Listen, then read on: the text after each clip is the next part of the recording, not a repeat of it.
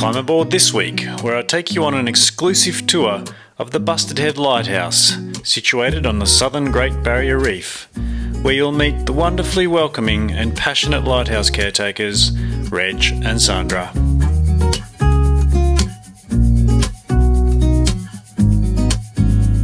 I'll tell you what, that was a treat meeting those two. Absolute gems.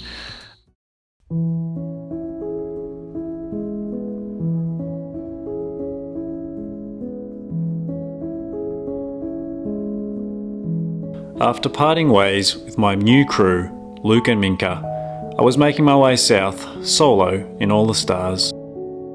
Arriving at Pancake Creek in immaculate conditions.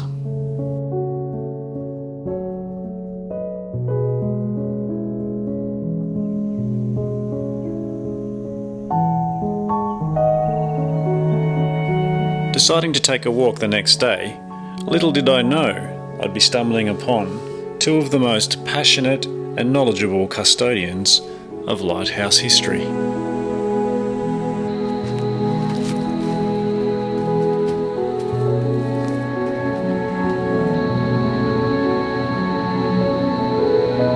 That's so cool, that kangaroo nearly ran straight into me as I'm walking up the path.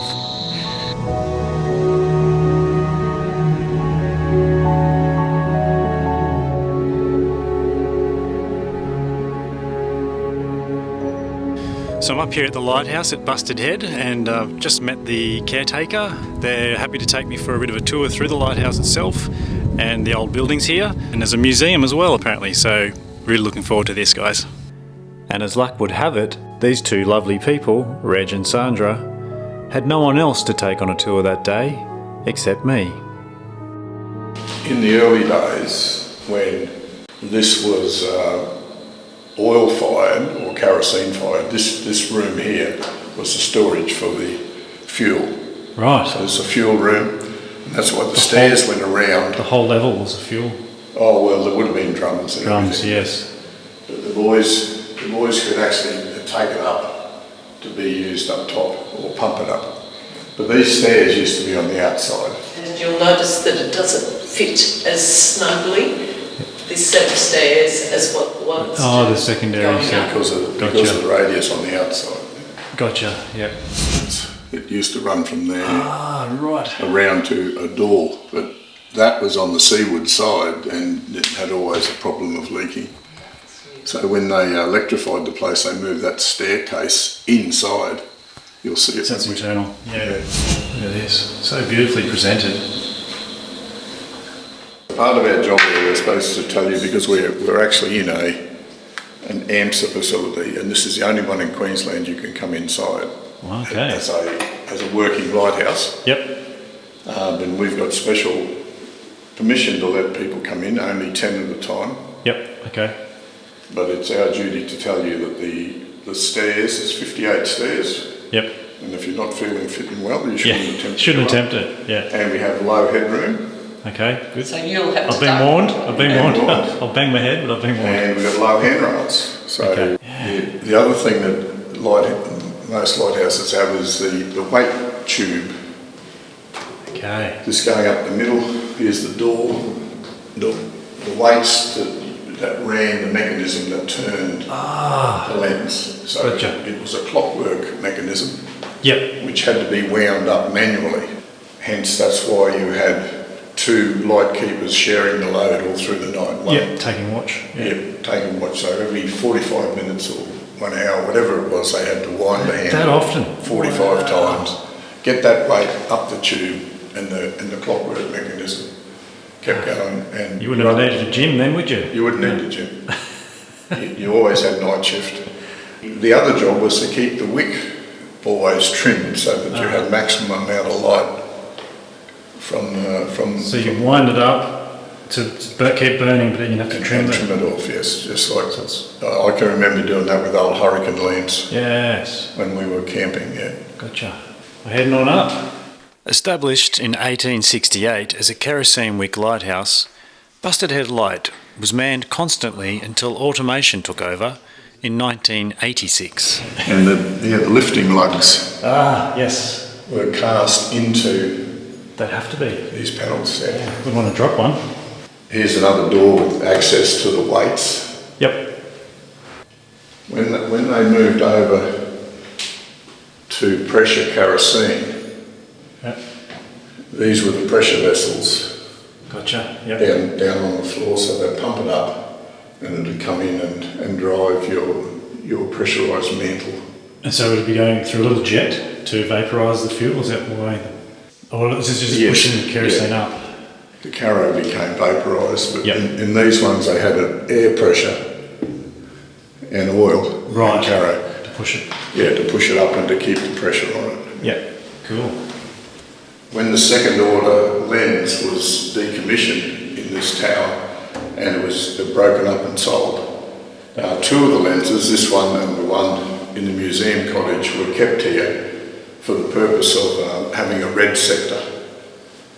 A red sector? A red sector down on the ground. Yes. Okay. They use these panels to produce a red sector over middle and outer. Which sort of point down a bit. Yep. Victorian. Victorian. It's terrible that we have to have these things. Yeah. Look at the work that went into that. You know, could have been a triangle, Yeah. but it's not. It's it's just made to look beautiful, and even the bolts had to be numbered. You know. Oh, to suit because of the length. Yes, Yes. because some of them you'll see are a bit longer than they should be, and some a bit shorter than they should be. So The original lens that was in here took up this whole room, where this floor is. Yep. So it weighed something like 5 tonnes. So it was above this floor, it was up there. Up there. Yep. Yeah, and the mechanism to drive it was all here. In here, yeah. You can see in that photo. Did they used to float on Mercury or something? Some of them did, but this one didn't. This had a bearing. Yeah. Okay. look at That how old easy thing is they- They've been kept fit. And when they went to electricity, they downsized from a second order lens to a fourth order. to this fourth order. Right. And it's still in place and it still just flows around so It's beautiful, isn't it? beautifully. So this is when they went to electrics. There's 2 motors on it, a backup. Yeah. And it just spins beautifully. And what we can hear, that's sort of very minor whirring sound. Is that the That's automated one? Yeah. that's The top V, of the top of V it. guard, The yeah, or the Tupperware box. Tupperware box. This only becomes significant to us when we visited Birmingham recently. Yep. Chance Brothers and Co. And here's the other sticker that they have on.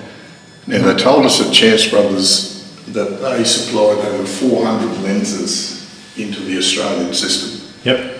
They had a map of the world at their museum showing how 70 countries around the world where Chance Brothers supplied lighthouse lenses of all different sizes from your first order probably down to these 4th, 5th and 6th order lenses. So the first order was the biggest. Yeah, it's just a fancy name that lighthouse keepers use. Right. Yeah. Yeah. But It means biggest. Biggest. Okay. there are bigger ones that were made in the world and they had to give them different names. Different names.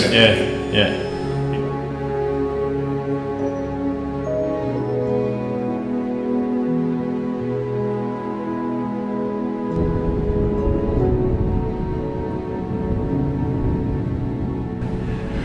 Look at this view. Beautiful day. Oh.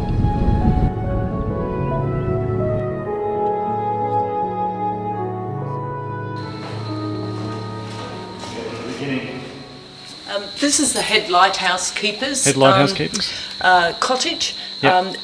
Initially there were 3 lighthouse keepers before it was electrified because it took that much to wind the system up and down to make the light turn.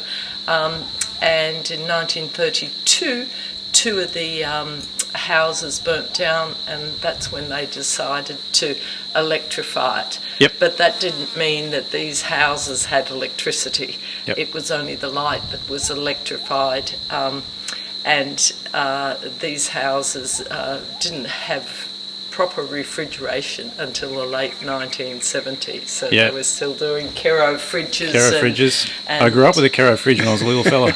Yeah. And yeah, so even though it looked like it was a great life, it would have been fairly tough for Yep. those families. Yep. At one stage, there were 21 children Wow. in the 3 households. So there was a school teacher, and they Wow. had farm animals to help because the supplies only came once a month. Yeah. And So if we come place inside- would have been like a little village. Yes. Yeah. Yeah. Yeah. These are some of the. This is the laundry. Has a steam iron and the old Metters copper and a washboard. Hot water system, I don't think. Bit flash. That's a bit more modern. Yeah. And that's the old. This is the pantry, and that would have been used to store all their goods that the weevils and rats and mice would have liked.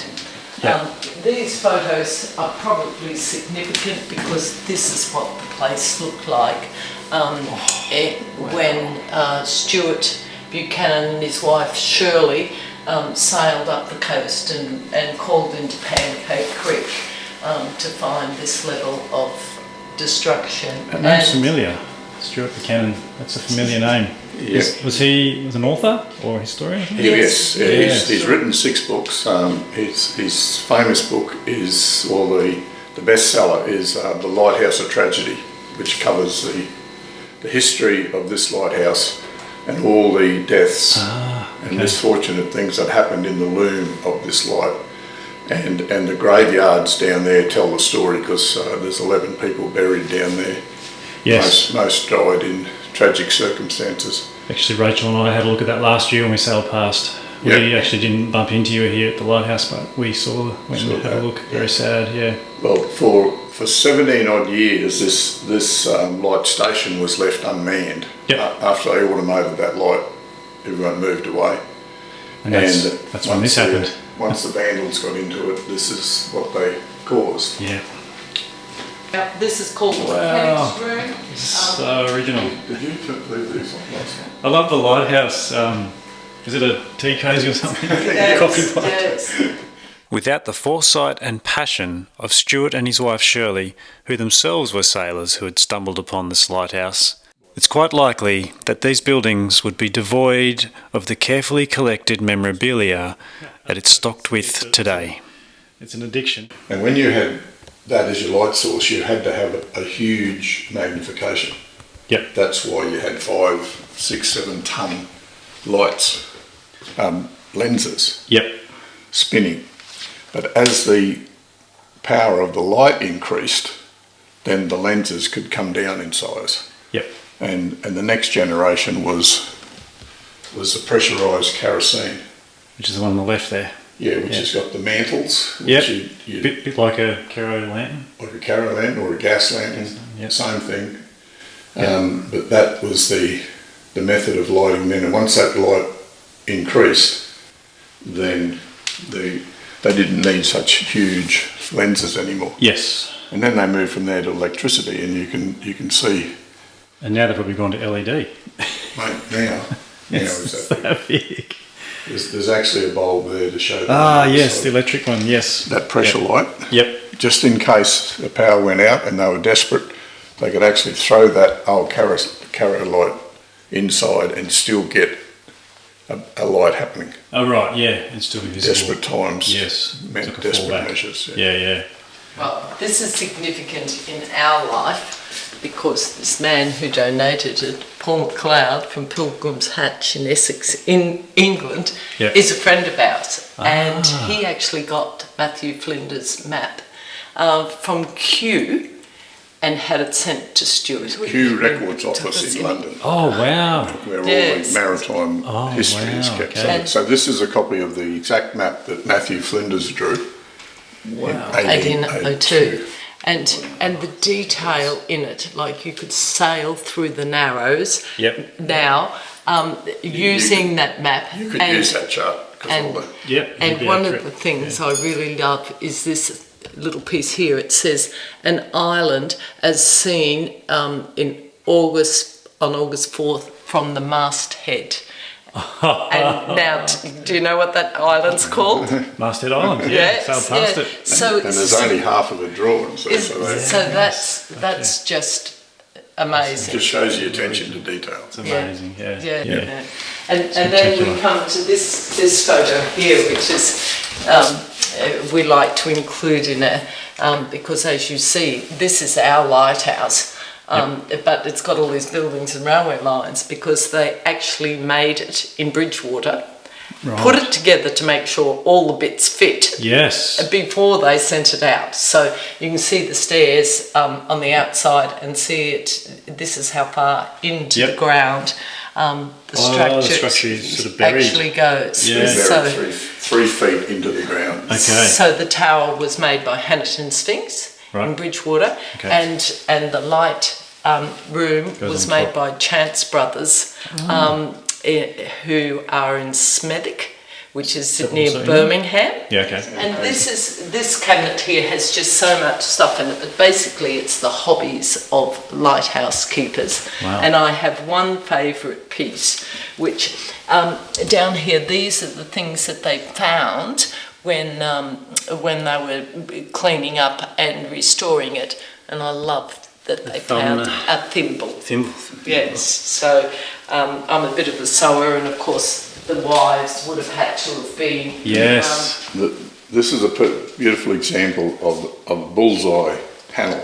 Right, that's what they were using originally in the big light. From the first order light.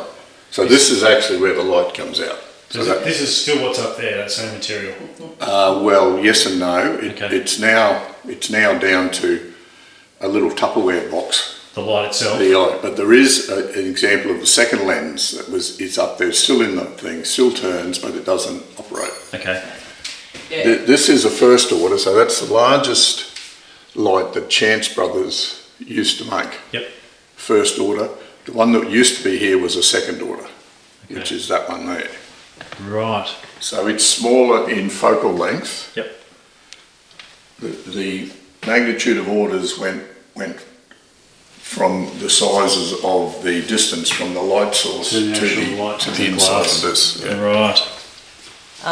The first lighthouse keeper here was Thomas Rooksbury. He was here for 32 years, and he was into astronomy. So he mail ordered that that telescope. He mail ordered that telescope from Glasgow in Scotland, and used it the whole time that he was here. And then when he retired in 1902, he went to live in Brisbane. Yep. And before he passed away, he handed it to his neighbour and gave it to her. Now, 100 years later, Stuart Buchanan was on Australian Story. Yes. She saw it. And no, it was her grandson. Oh my God. Who saw it. Now, her grandson was 82 by that time. Of course, yes. So he rang Stuart Buchanan and said, I have Thomas Rooksbury's telescope. Now, Stuart just doesn't accept because somebody says, I have. Yep. And he said, well, how do you know it's Thomas Rooksbury's? He said, well, when I open the case, which is this here, it says, Rooksbury Bustard Head. So Hugh Bignell actually donated it to the lighthouse. Yep. And Stuart cleaned it all up. It was fairly black and manky. Yep. And made that lovely stand for it. And I just think that is a goosebump story. It that is. 100 years later. Yes. It found its way back. back to this it's got my goosebumps going. Yeah, so fantastic. and the lighthouse keeper, that was a really prestigious position to have. It would be, yeah. And when they went back to 2 houses, this one and the other one, this was the head, and he had an office. This is the head lighthouse keeper's office. That's right. Because this place was also a post office. You could post mail here. Oh wow. And It'll go down. This one is really special. Without Stuart's wife, Shirley, this would never have happened. And unfortunately, in 2012, she died. And Stuart has made this out of his prized, for her prized pieces of jewellery. Oh wow. And when she died, he took her wedding ring off and had it resized so that he can wear it. Oh wow. And this little thing here is where we will put Okay. the wedding ring when he dies. So Yes. that's a lovely, lovely story. They had no children. And this is the love of Stuart's life, other than Shirley. I bet. Yeah.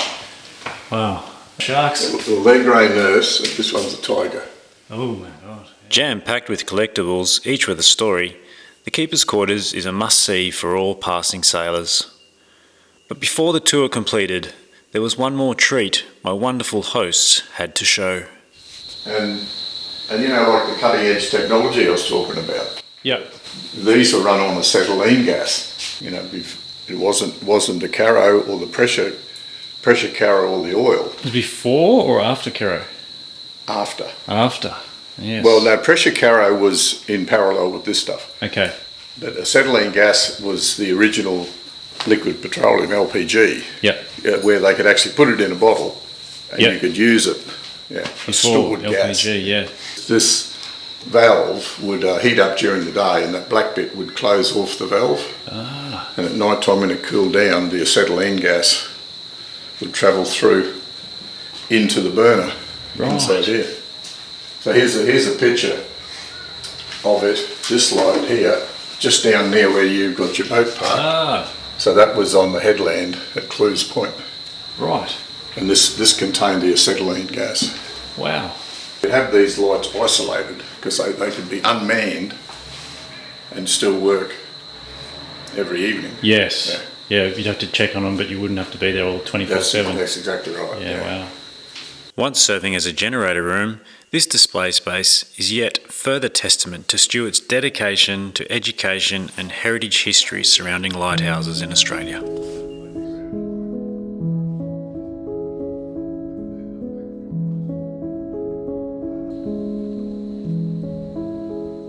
I just want to say thanks, folks, for having me and showing us through this great heritage, and it's been super interesting, and I'm sure we're going to see each other in the future. But yeah. Yep, Jess, thanks very much, so mate. much. It's been a pleasure meeting you. It's a real pleasure. Yep. Yeah. Take care. Thank you. Great. Bye. Saying our goodbyes, it was time for me to head back to All the Stars. Well, I've got to say, it was a real treat getting to meet Reg and Sandra, both total legends. Reg was telling me that they retired about 16 years ago, and only 6 years ago they took up skiing. So they spent half their time overseas in house swap situations with other people, and they just love skiing, so they're off to Canada this year. But it is super exciting when you meet people who are so passionate about what they do, and they were so sharing with their knowledge, and I was just so rapt to have met them today. So it's time to head back to the boat. So I hope you enjoyed that tour of the Bustard Head Lighthouse.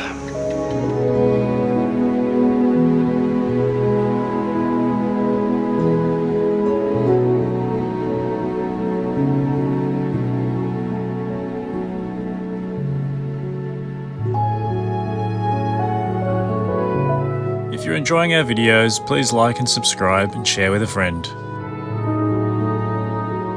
And if you really like our videos, you can become a patron. Go to Patreon/AllTheStars. Thanks for watching.